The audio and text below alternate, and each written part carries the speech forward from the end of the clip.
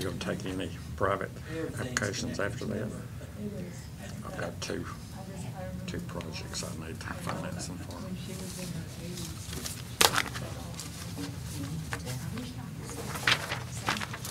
We've been dealing with First Community and a couple of others, and I haven't had any good service, so I'm probably gonna go with we check and we bank with Scotland, but we don't have any loans. You ready? But we'd be interested in consolidating with that. All right. I'd like to call this meeting for the EDA. Looks like we have a quorum. Stand to the pledge. Pledge allegiance to the flag of the United States of America and to the republic for which it stands, one nation, under God, indivisible, with liberty and justice for all. Let's pray. Father, thank you for this day. I pray that you'd give us leadership and guidance in the work that we have before us. In Jesus' name, amen. Amen.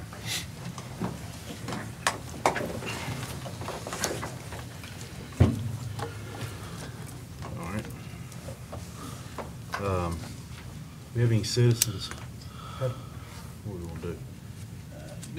Wait on her. It's on the agenda. Do it, okay, wait, okay. We don't have any other citizens? All right. Next on our agenda, we have the EDA officers election. Well, let me back up.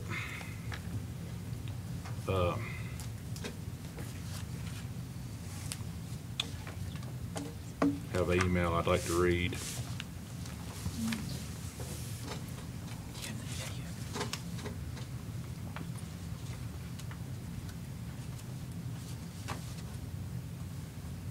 Okay. This is from Ricky Thomas.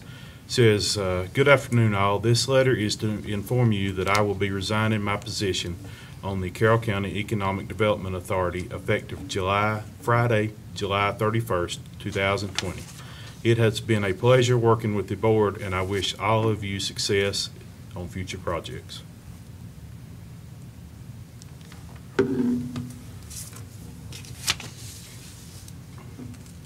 I think everyone received that email. All right, I guess now we need to do election of a new chairman. Is that the only thing we're electing? Do we still have to elect a secretary? Yes, right. That's right. Do we have to elect a chairman, or can we continue functioning with the vice chair until the other two positions get filled? I think it'll all depend upon who you've authorized sign checks. You need two signatures. You need two. We have paperwork at the being processed. I was just talking to Kay about it, for Richard to be the other signatory, but he has not signed it. So can he sign it as a vice chair? He's not a signatory on the account yet. It's not because of his position, it's just because the Okay. paperwork's not done, but we are working on it. Okay. So we have adequate signatures once he is approved. Correct. I think that's what you were asking, wasn't I was asking if he could do that as a vice chairman. it? Right. So the answer would be yes, okay. I think you can table it if you'd like and just move along. I just think if we have two open seats and those get filled, should we wait to elect officers until those are filled? I think that's y'all's choice. I agree with that. You think? I think it's up to the board's discretion. You have a motion to appoint today, or you could have a motion to table. You have one. It's whatever. I would suggest, just in case, that if you're going to table it, you put somebody in as pro tem in case Richard was sick or something, that you can conduct business. I make a motion, I nominate Larry Edwards as chair. I'll second it.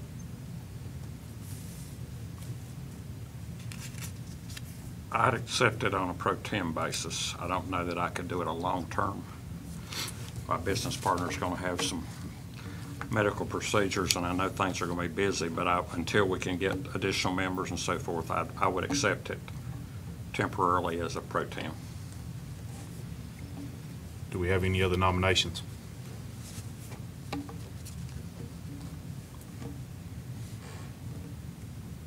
Okay. Vote. Mr. Collins? I'm sorry, Mr. Chairman. Yes. Although it was accepted as a pro tem basis, the motion right now is to appoint him as chairman. I'd suggest that if. Change my motion. I would Okay. need a motion to change the motion and a second of that change. All right. Vote to approve the change and then vote on the. May I ask a question? Would you be good through the end of the year, Larry? Because you re-elect chairman in January. I think so. So we can just leave it as is. Yes. If you're good through the end of the year, January you re-elect. officers. Re-elected, okay. All right.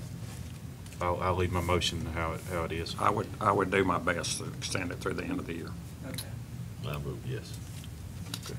Yes. Yes. Yes. All right. I guess Mr. Edwards. Want to take over? Okay, I guess the next would be the approval of the minutes. Or do we need to do a secretary now? Or Yeah, we don't have it. Okay, that's right. Okay, we'll open the floor for nominations for secretary. I guess what we offered up last meeting, she's not here, but we're taping it and recording it. Crystal we're gonna do the minutes until such time you're up to full staff anyway. Board, you don't wanna do a secretary at this point, or you can. But our intent is to take that burden away from whoever holds authority, so they don't have to keep the minutes. Okay, what's the board's pleasure? Do you want to wait till we get the 2 additional members, or do you want to proceed now? Do we need to make a motion to wait, or what do we need to do, since there's not a motion on the floor? I think you can just say, just table that portion of it until you're back to full membership. Okay. That'll, when you get 2 more members, then it'll come back up on the agenda. We'll just table it. Okay, we'll table the election of a secretary until we have a full board. Okay. Do I have a motion to approve the minutes of the July 6, 2020 meeting? Mr. Chair, Yes. can I make a comment? Yes, ma'am. The portion of it that relates to the conversation that we were having about the sale and my comments on that. I don't know if it's something that the board feels strongly about, but Ms. McCraw had mentioned that Mr. Barnard gave her the feeling that we were accusing him of an error, and I wanted to correct that if we could, because in the conversations that we had, there wasn't really a conversation about accusing him of a data entry error. I think the only thing that was said was that we don't actually have access to the data entry process, so we have no control over that, so we didn't know what happened. But I just felt like when I read this, I thought, well, if this is going to be in the minutes, I'd like it to be clarified that that was not the intent. There was just a discrepancy between 2 departments' information, and the only one who was addressed was our own. I think, Mr. Dalton, there was a request that you speak with Mr. Branscombe on that. Were you able to make contact with him? I did, and. Okay. First I spoke with Don himself. He came in a couple of days after the meeting.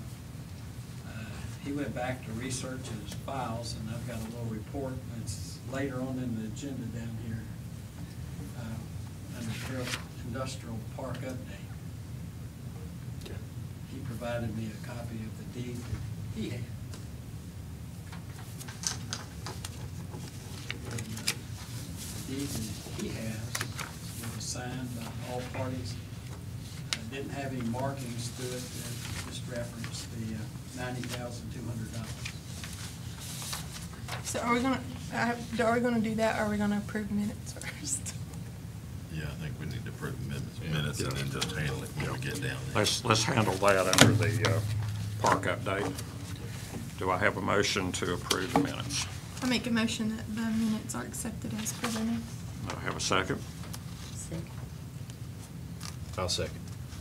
We have a motion and a second to approve the minutes. All in favor, say aye. Aye. All opposed, no. Minutes are approved.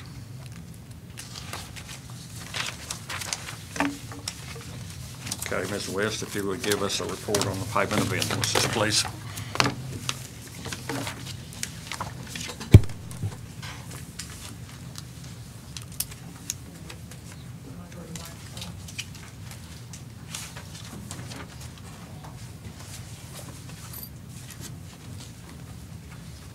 I was told I can't be heard.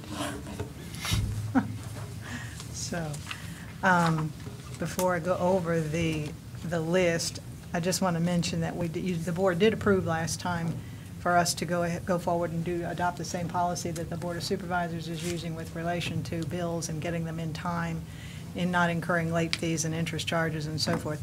So what you have in front of you is not only the copies of the bills that we actually have to pay, but for everything that falls in that category, there are multiple copies on your report.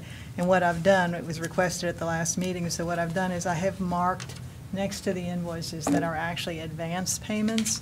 And what we'll do is, as we get those actual bills in, we'll adjust the system so that they reflect what they really were, and any debit or credit will be taken care of on the next.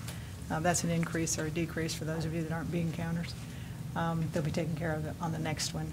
So that covers actually pretty much everything that's on the list today. I'll just mention all of the AEP, the PSA, the CenturyLink, not the Lowe's, and the CenturyLink and the Skyline National Bank payment, which we do keep ahead 1 month anyway because of the timing on that one. So that's what all of those are. And then dropping down from there, we are doing 2 payments to Carroll County for the Industrial Park Building installment, because when we were reconciling, we discovered that there was a check from December of 2019 that had never cleared. And I asked Crystal to check into it, and she said they could not find any record of having ever received or cashed that check. So we are replacing that check. It has stale dated at this point. There's no necessity to do a stop payment because it is over 6 months old, so it has stale dated.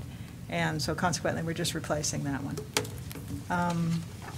Then moving on down past the PSA, we have 2 invoices pertaining to the Little Tykes facility. One is for mowing in June. These come from the county. One came from the county, and one is from CenturyLink. That is for the fire alarm. We have a small invoice that Ricky submitted from Lowe's for lights repair at the industrial park.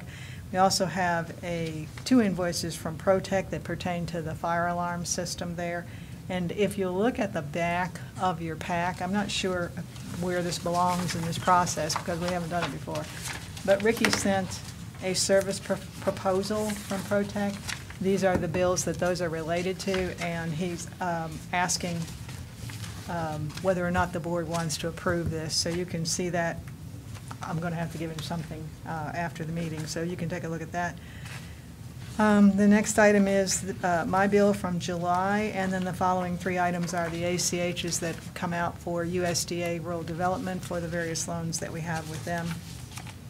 I did want to mention as well, we have closed, well, we haven't closed the books, but we've closed the year, a fiscal year again, so as unbelievable as it seems, we're up for another audit.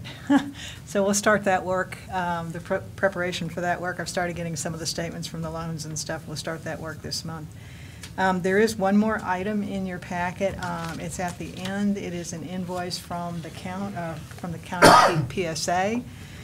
You'll notice I do not have it in the checks that have been issued because the EDA does not have funds to pay that at this time. There's not enough money in the bank to cover that bill. So I guess that'll be a matter of discussion. That's all the claims I have. You want to approve them together or go ahead with the report? Let's prove them separately. Is there any questions on the invoices? The service proposal on the fire alarm, we'll handle that as other business if you choose Okay. to approve that, the last sheet. Do I have a motion to approve the payment of the invoices? Is that including the one to the Carroll County PSA? Are we gonna do it separate after? It's not included. Okay. It's just the ones on the list. All right, just the first one. 57, 183, 47. Correct. All right, I'll make a motion to accept those. I'll second. Have a motion and a second. All those in favor of approving payment of the invoices, say aye. Aye. All opposed, same sign. Motion is approved. Okay, if you give us your treasurer's report. Okay, for the funds balance, change in fund balance for July 2020. Again, we have reset. We're in a new fiscal year, so all of the numbers have been rolled into the new year, which is why your current year-to-date budget looks exactly like your current period. For the income this month, we did have $363,739. That did include a payment from the county to cover the government center check, which we had already approved last month because it's actually due on the 1st of August. So that was mailed this week when this deposit was made. The other things are standard monthly amounts. Little Tykes is not included because Little Tykes does pay, typically pays several months in advance, and we do have an advance payment from them. So even though it says that that it's not received this month, it was actually already received. For expenses, these were the things that you had approved last month for claims. $506 in audit and accounting fees, $20 in bank fees, facilities fees, $221, and $549 in operations. That covers basically those phone bills, electric bills, et cetera. And then for the debt service, we had $352,617, which are the standard monthly amounts for the ACHs, as well as the Cana Rescue Building and the bus loan. However, this did also include the $309,000 for the Carroll County Government Center to Capital One. There were also 2 payments made that will be reimbursed. Both of those were made to Virginia Trough, I think is the one that I think is what they call it, Tobacco Redemption, whatever that tobacco-related fund is. Its anagram is Trough. These were for 2 no-interest loans that the EDA is facilitating on behalf of customers, and they are billed and they will be repaid. So that's in the to be reimbursed section. The next item is the monthly amount that we have to put away for the reserves for the Carroll County High School bond. And I do want to mention, there's 2 things I want to mention in relation to the banking. We did have a note in the audit last time concerning the funds balances insured situation. There was an auditor's note that said that the IDA funds do not appear to be fully insured, and I did have a lengthy conversation with Kim Banks, and I do have a copy of her response. It's very detailed as to why they are in fact insured, and I am submitting a copy of that with our audit this year so that the auditors will remove that note. Our funds are covered according to Skyline Bank. And then the $2,325.60 entry that we have to do every month, we do also have paperwork going on at Skyline Bank to open a second account because the USDA has requested verification that those funds exist and what account they're in. So we're going to move those. They're trying to get it set up because I have to do this every month, so they're trying to get it set up so the accounts will be linked. We can set up an auto entry to move those funds each month, and the balance that's shown on here, which is your $227,542 restricted fund, that is what those funds are. They're currently in the same account, so we're moving them.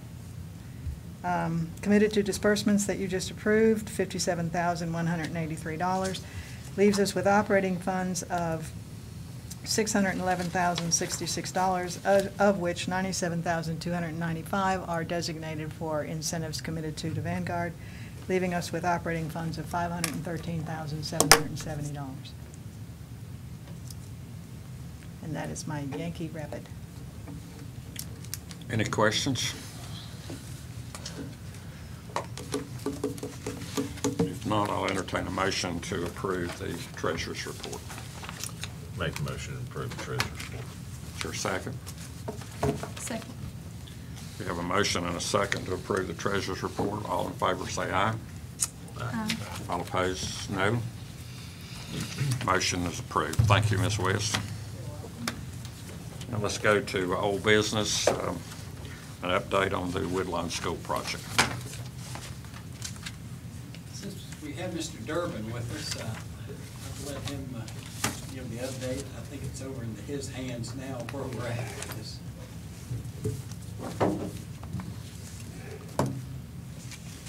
Thank you, Mr. Chairman. Can you hear me all right? Yes. Yes.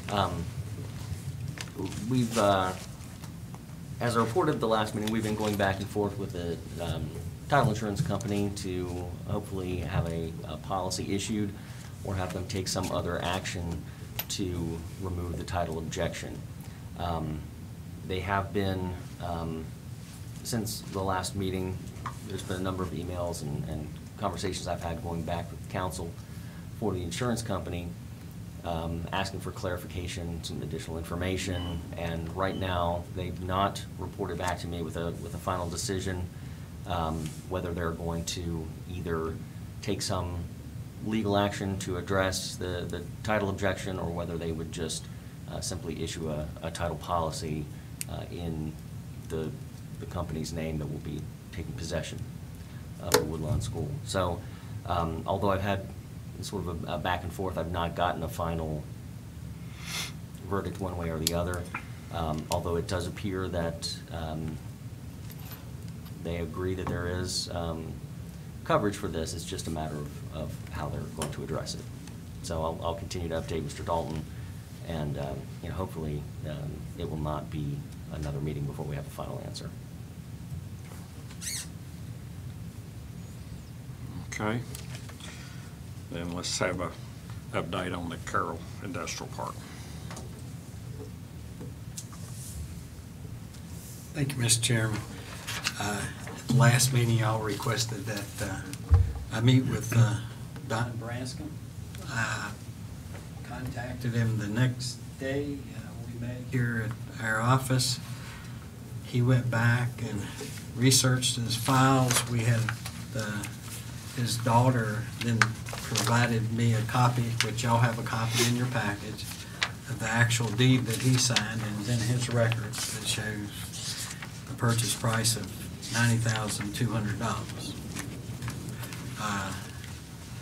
Mr. Branscombe, one of his comments, wanted to know, was he in trouble or were we in trouble? I don't know the answer to that at this point in time, but Don felt that he paid exactly, and we prepared the deed for him, than what was in the deed.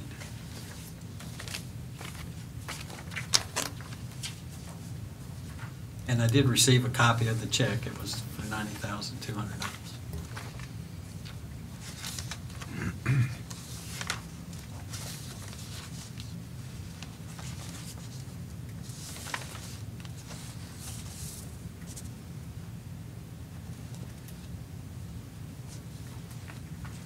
Mr. Chairman, if the board is interested in any, obviously if there are any questions for Mr. Dalton or myself, I think further discussion may want to be had in closed session. Okay, sure. Okay. Is there any other questions, or we'll address, I have one or two questions, but let's address those in closed session. Everyone's agreeable. Okay, let's move to the Little Tykes lease update. Mr. Chairman, I've invited Ms. Up with us. She has the lease and is running the daycare center. We had a long discussion over at her facility. One of the things that we talked about, and she's written y'all a letter, to consider selling that property to her. And Ms. Up, if you want to come on up.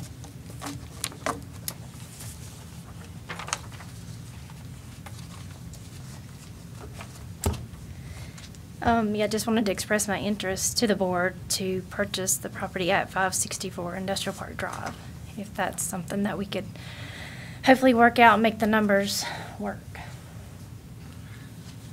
Currently, the problem in daycare is the governor's regulations limit the number of participants or children that can come to the facility. A couple of the items that we talked about is working out an agreement with the school system on an educational component. And I guess long-term, she's created a nonprofit that would provide a adventure camp or. Yes, it's actually called ACE Adventure Club. It is a nonprofit. I created it last September and had started the process, but with everything happening in March, it kind of put a halt on absolutely everything. And the governor right now has restricted it's really confusing when you go into ratios and all this kind of thing to kind of explain it, but he's not really restricted how many people come in our building, but in each per classroom. And who knows when he's going to lift that restriction on us. But with like the nonprofit that I was, explaining, there's a lot of, I think it'll develop some jobs in the area, because I'll be able to go also into the school system. Right now, I don't know if you're aware or not, but there's one that's it's called Adventure Club, which is real close to what my program is. But it's a for-profit, and it's a child care center actually out of Pulaski that is in the Hillsville School right now. So I had actually proposed, maybe talking to Mark Burnett about that too, maybe offering local, because I'd like to kind of get us into all of the schools as a nonprofit to help, not necessarily to charge all these families, because that's the problem. We have a lot of children that are being charged, and there's a lot of grants out there that I'm able to get, that I'm trying to reach out there to get now to help these families so they don't have to pay. So that's what I'm trying to do. If I can, I'm hoping with purchase of the property, then there's room for growth of jobs and other things that could be done. So the nonprofit would just be child care? No, well, what it is, it's going to, I should have brought it with me, but I did not.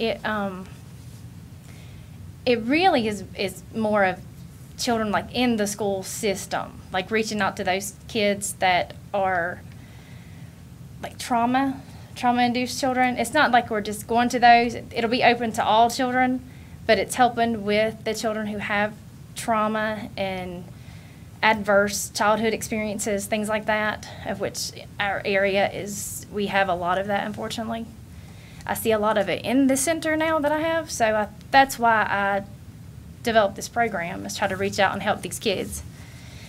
Because I know we have DSS that helps and things like that, but there's these kids that fall kind of under the radar is the ones that we're trying to get. The ones that, if you think about it, the process of DSS is very lengthy, and you have to want to do something. You have to get them in there.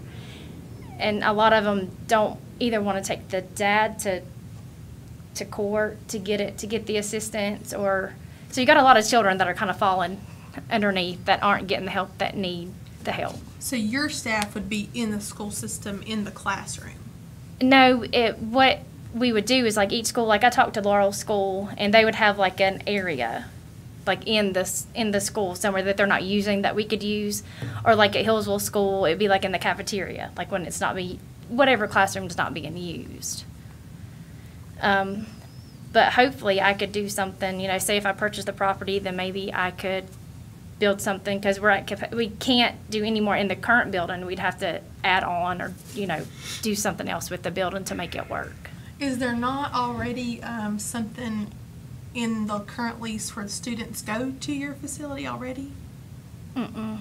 So I was under the impression that the child care students from the high school were going over there. Oh yeah, they do. They come in, like I allow them to come in, and they've got a space in my building. Yes. Okay. And I actually would that's been a great program, because what happens too with child care is state license says you got to have 6 months experience to even be able to come in for me to hire you. Well, that's kind of crazy. If you don't have that experience in the center setting, the way I've been able to hire a lot of people is because I've got them from that program at the high school. They've been able to come in and they're getting that 6 months of experience. They're clinicals, I guess you could say. And that's been great because the high school's been getting them TB test, CPR first aid certified. It's been a great asset. So that would continue? Yes, I would love for that to continue. Okay.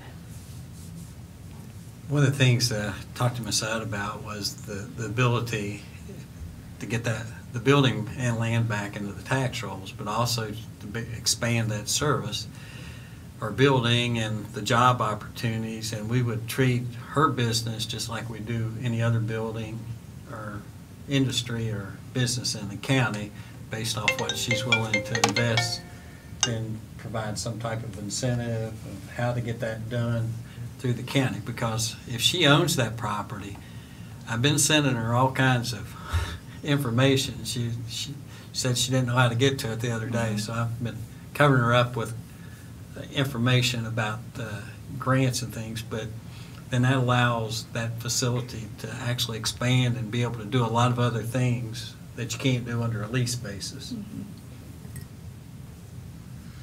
So I guess today, when I asked for her to write the letter, then I would ask the board for permission with myself and a board member to start in this discussions of how we can go about it and set up a program to get the building appraised, what the incentives are, what the program would be, and how we'd move forward with this if the board is interested. Well, I would commend you. My mother operated a child care center for 35 years, and I continued it for 8. It's a community service, and you're to be commended. Well, thank you. The pleasure of the board. Do you wish to move forward and negotiate? Do I hear a motion as to how we proceed?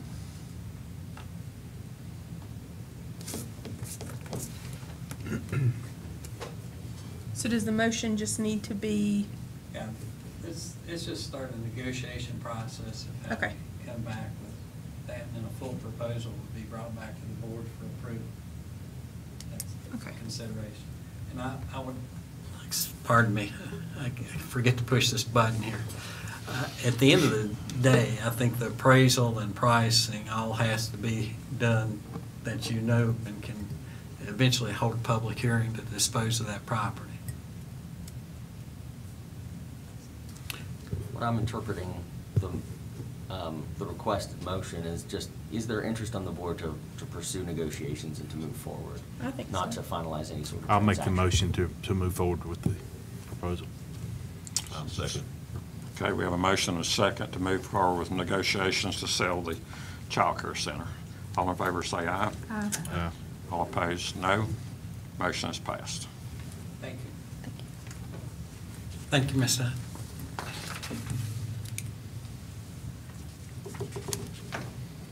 Okay, I guess we would move to new business. Looks like there would probably, the two items we would, at least two items that we need to look at is the quote for the child care center inspection, and also look at the outstanding invoice from the Public Service Authority.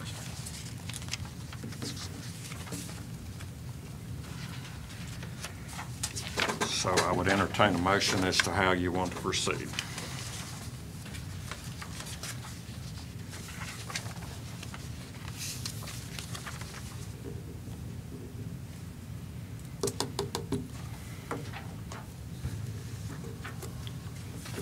Is the inspection for the center, we've been paying that in the past? Yes. Yes. The inspection cost of sprinkler systems, and Ms. Udd gave me a little history lesson the other day that one time we had a leak in the sprinkler system when she first took it over. There's some requirements under the building code and long-term of a sprinkler system that you inspect it quarterly, annually, and then a 5-year inspection. My take, and I told Ricky this, I said, if we're inspecting it quarterly, what's a 5-year deal? You're doing it all the time, but my understanding, to keep it current and certified, that's what you have to do.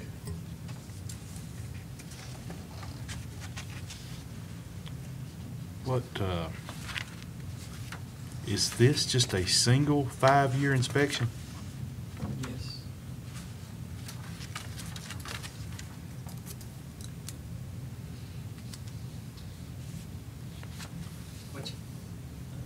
Mr. Sowers, what you get with this one, they replace all the gauges. They're going to actually pressure test it. It's a little more than the quarterly, which they've just come in and look at all the sprinkler heads and everything, but this one, they actually pressure test it and to see that the pipes are not corroded or closed off or et cetera.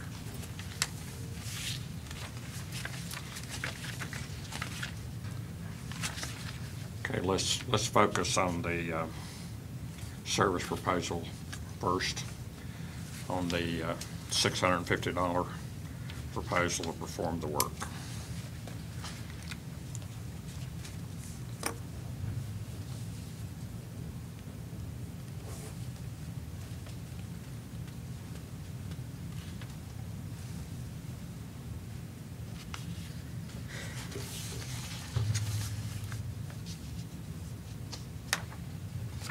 So I guess what you're asking for is a motion to accept this service proposal.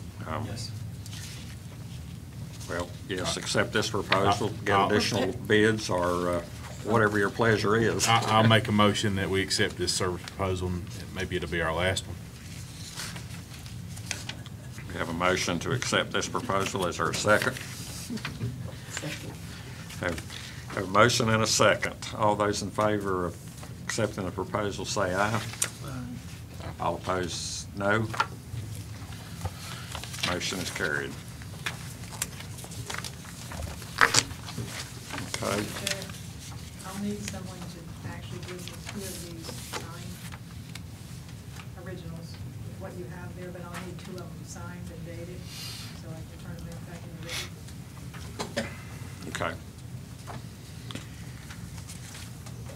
Let's move to the invoice from the Public Service Authority. What exactly is Pardon? what exactly is this for? It's not something that we've done. Well, from what little I know about, correct me if someone's more knowledgeable, but typically you have a capacity fee that you have to pay for. And then you have your connection fee and, of course, your monthly amount. So it looks to me like this is a bill for the last 12 months of capacity. At exit 19 for 2 of them and exit 8 for 2, for water capacity and wastewater.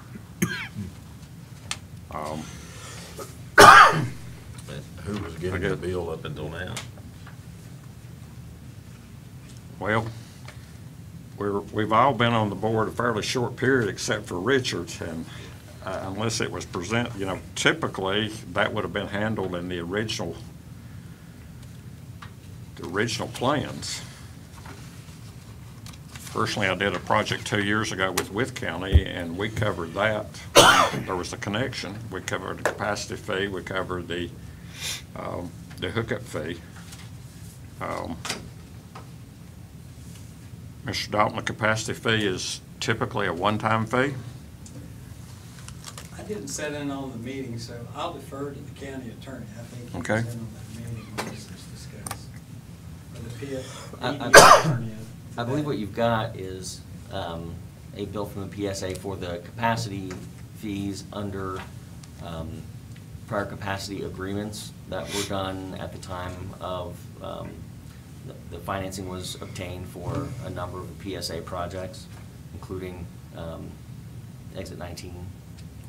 I believe in the past, that had been funded directly from the county, and that the IDA didn't actually cut checks for that. So whose responsibility is it really? Like, was it our responsibility all along, or was it the county's responsibility all along?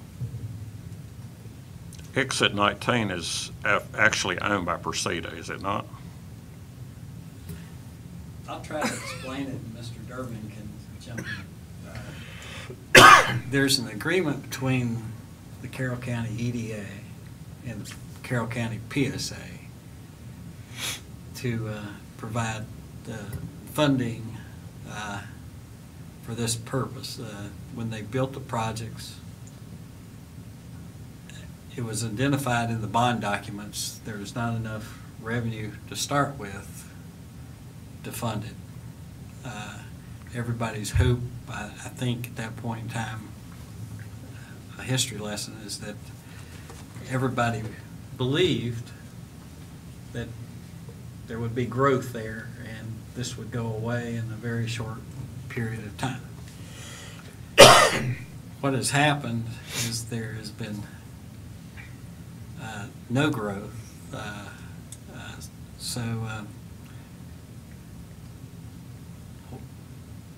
These bills in the past have just never came to the EDA. But the agreement is between the EDA and the Carroll County PSA, if I read it correctly. What had happened in the past is Carroll County. That's correct. I think that it never really, although it was an agreement in the name of the EDA to fund this, it was always just handled, I think, off of the EDA's books. I think the county just, rather than passing it through to the EDA, which is probably how it should have been done, the county was just paying the capacity fee on the EDA's behalf. Is this the full capacity fee? Is it 30% of the capacity?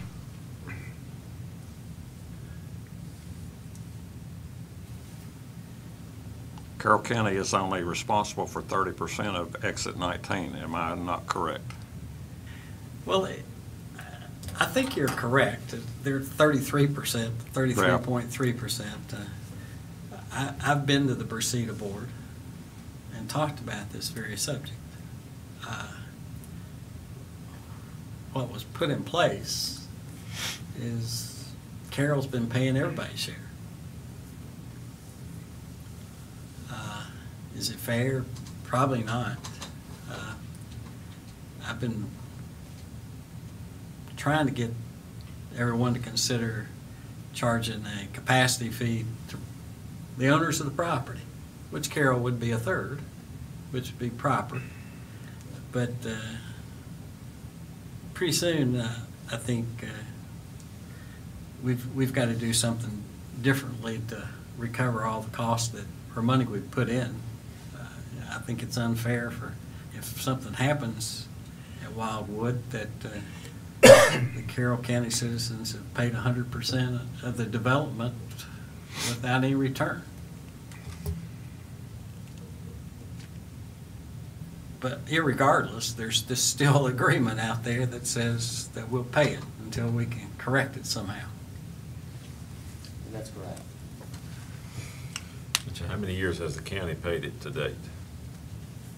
I think the agreement was 2008. Is that right?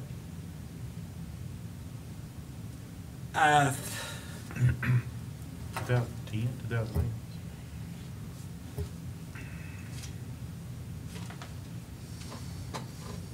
I think there's several agreements there, Mr. Sowers, with different dates on Right. those. Yeah. One was in 2008.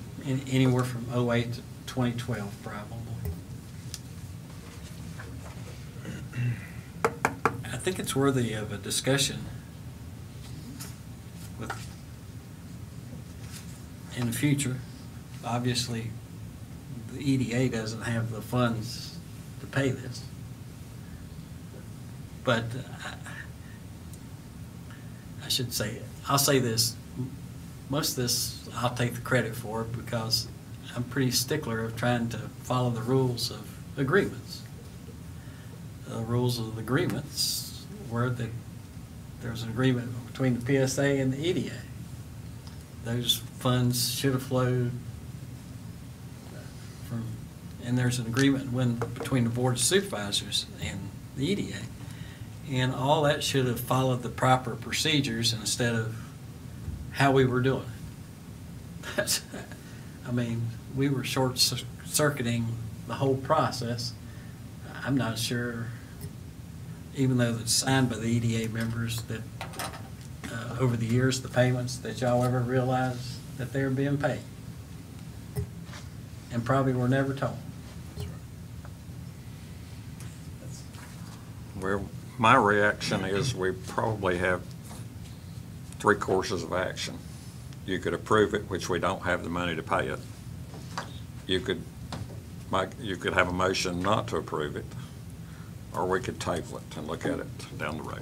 When does it have to be paid? It says net in 30 days. Oh, I see that. Sorry. I'm always looking at those. Mr. Chair? A true businessman there. Typically, what the procedure is that Mr. Dalton is referring to is that if we had these bills in the past, I would submit an invoice to the county, just as I do for the $309,000 payment to Capital One, because these agreements recognize that the revenue stream is not there for the EDA. So it's supposed to go through that about 5-step process, and the EDA's never seen them before. So in order to proceed to pay that, we would have to invoice the county for it, just as we do government center bills and the other bills that they're responsible for, like the fire truck and so forth. So it's a process that's been not done correctly. It would still need to follow that process, but I would need the board to decide if we're going to invoice the county, and then I would submit the invoice and it would go from there. So we're not changing the way it's being paid, we're just changing the process of getting it paid. Well, it actually does change it in terms of the money flows through, which you'd have to go through the audit process, but there are some government mandated procedures on how we have to report on the books differently than how businesses do. So it's recorded as revenue, even though it's basically passed through, and then it's recorded again when it's dispersed. So it's about four different entries that take place, and it's just so that we're complying with statutes that are already in place. So, But are if you? I'm sorry. Go ahead. But if we do that, the county's still going to be paying it, not the EDA, right? That'll open a further discussion between us and the PSA. My take of this whole thing, and the Board of Supervisors not here, but I've told them, the rates need to change to cover the expenses. The taxpayers really shouldn't be paying water and sewer bills for people, and especially not people in other localities. So would your suggestion, Sandy, be that we invoice the pit? I think you the Board of invoice the Supervisors, county, just as Sandy, and take it from there? and take it from there. Do I hear a motion to invoice the Carroll County Board of Supervisors in the amount of $703,704 for invoice number 036?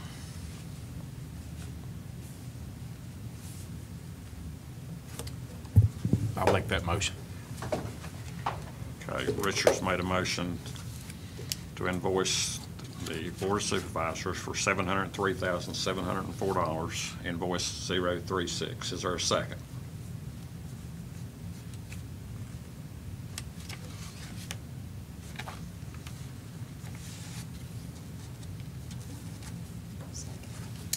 I have a second.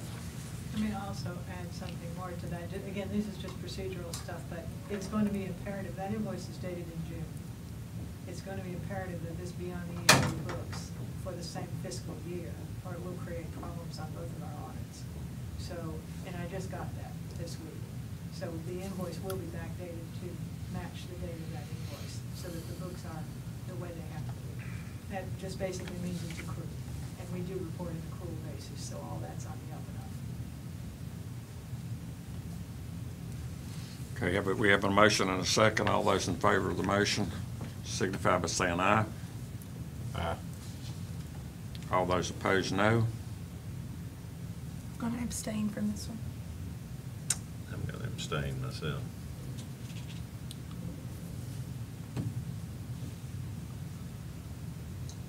Okay, we don't have a majority vote, so.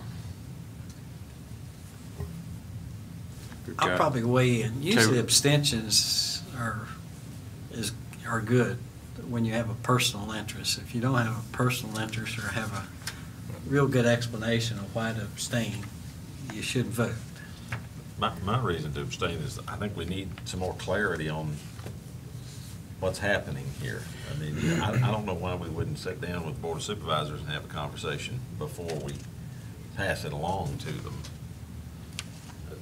I mean, They'll probably have the same reasons that, there's only one of them that was on the board when most of them inherited the same situation, is what I'd say. Or ran for the same situation.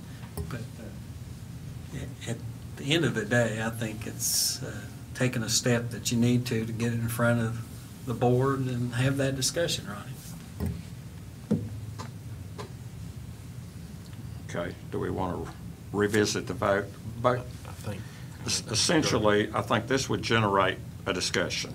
They should respond to us by, they'll pay it, they don't pay it, they want to talk, or something of that nature. So if we invoice them, they could say, no, we're not gonna do that, and then we'll be back to square one, right?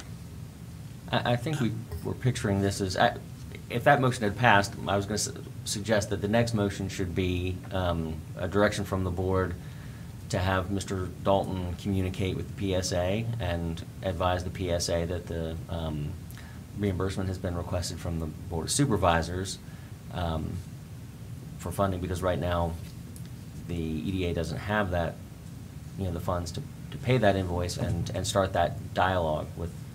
Does the Board of Supervisors have that much excess money?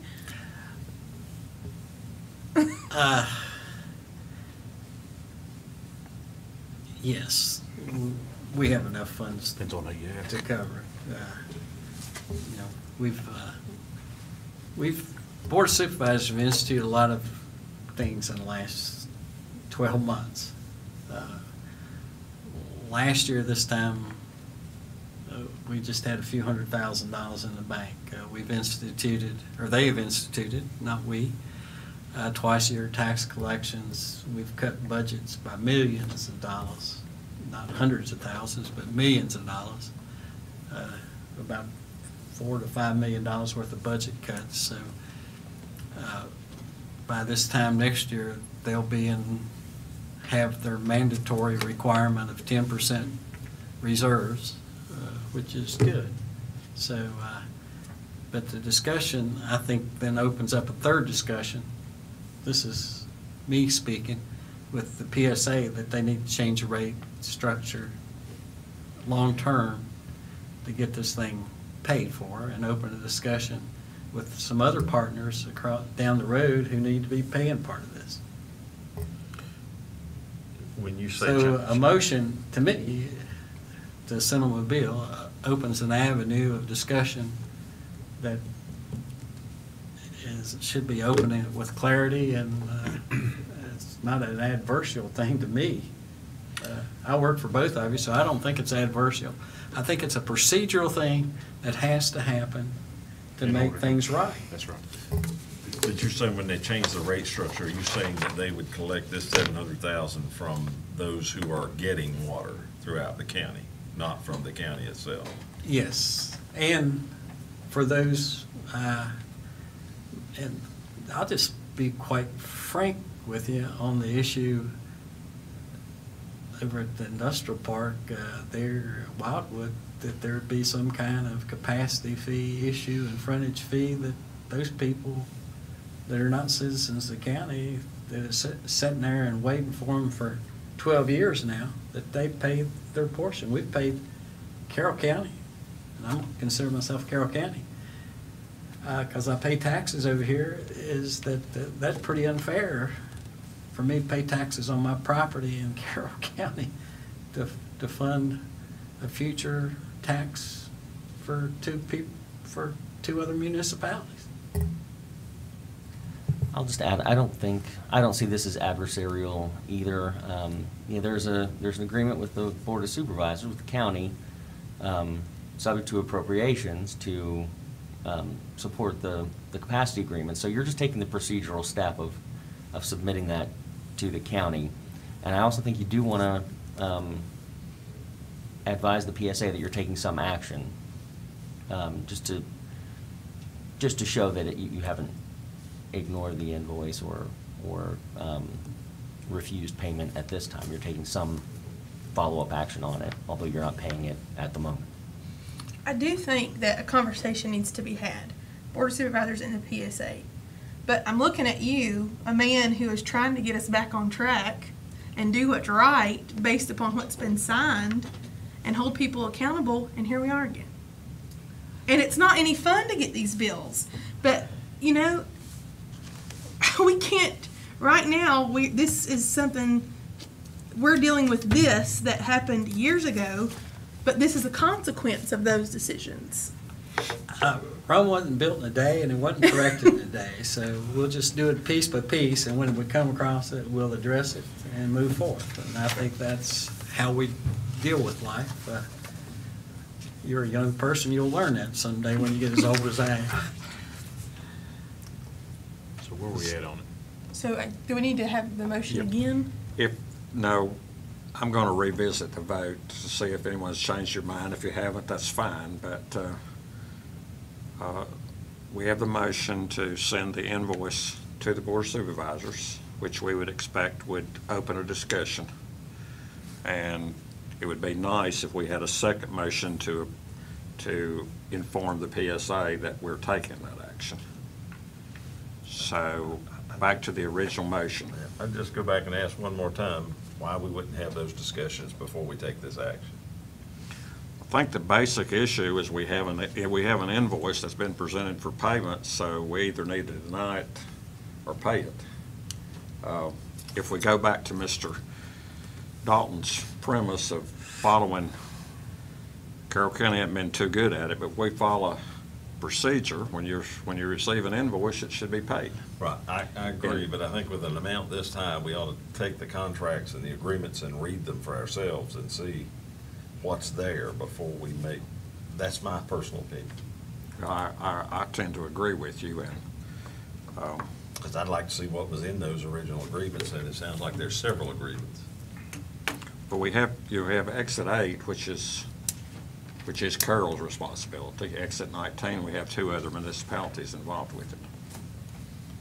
And Exit 8 is 127,000 of that, almost 128. Okay, let's take a revote to see what your pleasure is, and then we'll move forward from there. I'm The sorry, motion- Mr. Chairman? The motion and the second was to submit invoice 036. Yes. I'm sorry to sort of gum up the works. Because I think you called for the vote, I think we probably want a motion to reconsider. Right, okay, Is the procedural way to address that. okay. Do I have a motion to reconsider? I'll make the motion to reconsider. Do we have a second?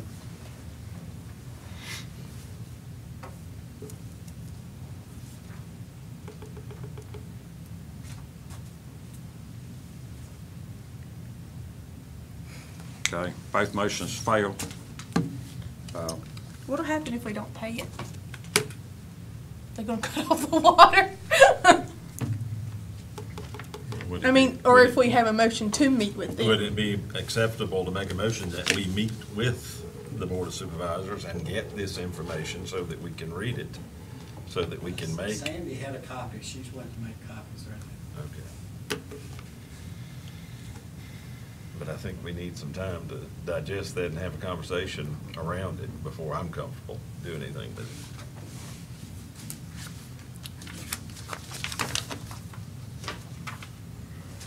Okay. Do we want to table this and come back at the end of the meeting while she gets information, or do we want to wait? Go ahead table it for a second, go to closed session, And come back. and get briefed on the other matters. Do I hear a motion that we table this invoice, the discussion on this invoice? And I think the chairman. Approach can it just table after- Himself if you want to, without a vote. I think that's undebatable. I think you can proceed either way. A motion to table is in order, but if the chairman decides to pass a matter, that would only be set aside if the authority votes to overrule the chairman, so. Okay. Well, we'll table that until the end of the session. Do I hear a motion that we go into closed session under Virginia Code Section 2.2-3711? Hey, Mr. Chairman, if I could add, that'd be, as you said, 3711, I'd add subdivisions A7 and A8 to that for consultation with legal counsel concerning specific legal matters and pending or threatened litigation. And generally, the topic would be discussion of user capacity agreements and discussion of the real estate sale involving Mr. Branscombe. Okay. Do I hear a motion? I make a motion, we go into closed session. Do I hear a second? I'll second. We have a motion and a second that we go into closed session. All in favor say aye. Aye. All opposed, no. We'll adjourn into we'll go into closed session.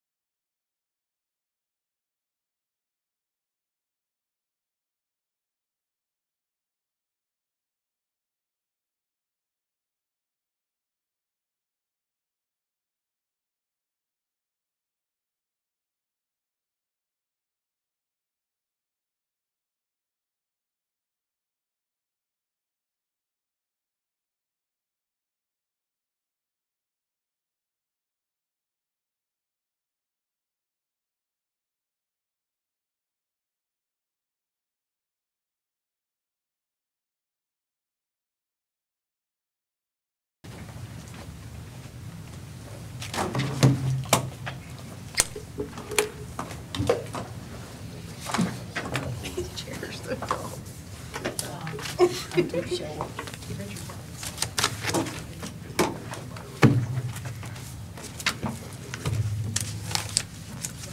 there needs to be two. Oh, here's the copy of that. Do you have one? Yeah.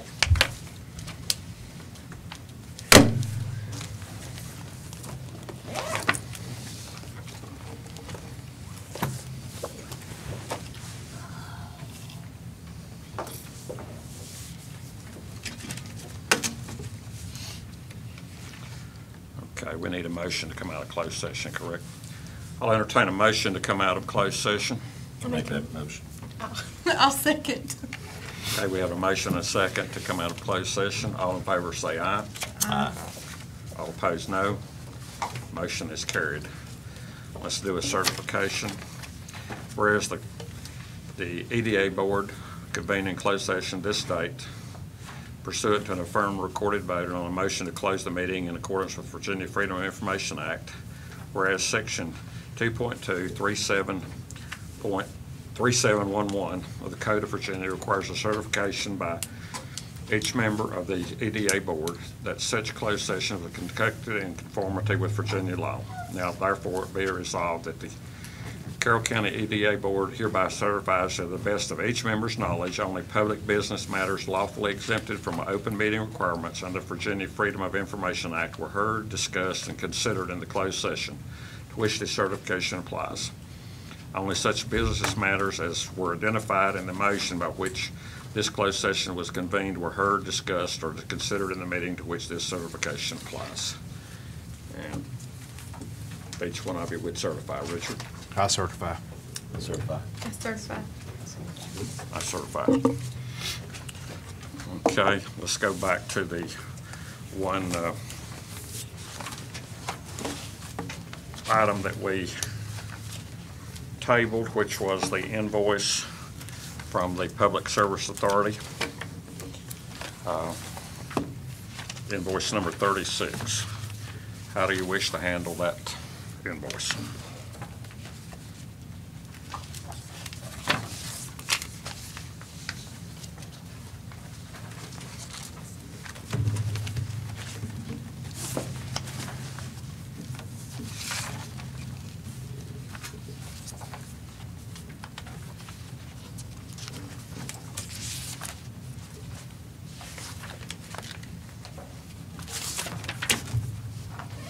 Okay. I make the motion that we, now just to be clear, it has to include the invoice to have discussion too, right? We have to invoice to have the discussion. We can't just have the discussion. You don't necessarily have to send the invoice to have the discussion, but I think you need to have the invoice in order to have your books To have the books right. correspond correctly.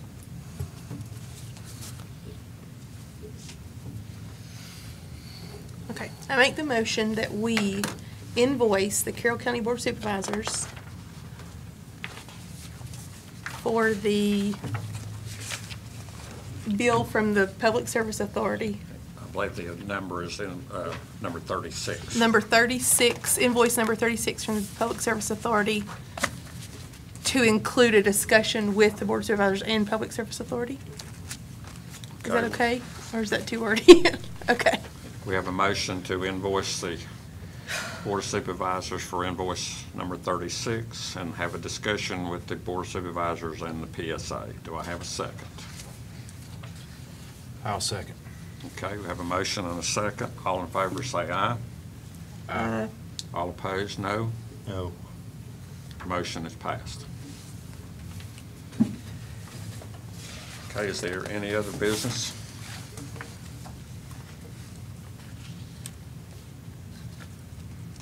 Does any member have any comments? You want another person to sign checks? I think we need to, I make a motion, we allow Mr. Edwards, chairman, to be able to sign checks for the EDA. Okay, do we have a second to that motion? Second. Those in favor of allowing myself to be a second signatory on checks, signify by saying aye. Aye. A third person. Third person, excuse me. Stand corrected, third person. Those in favor say aye. Aye. Those opposed, no. Motion is carried. Any other business or discussion? If not, I'll entertain a motion for adjournment. Make a motion, we adjourn. Do I hear a second? Second. Have a motion and a second to adjourn this meeting. All in favor say aye. Aye. All opposed, no.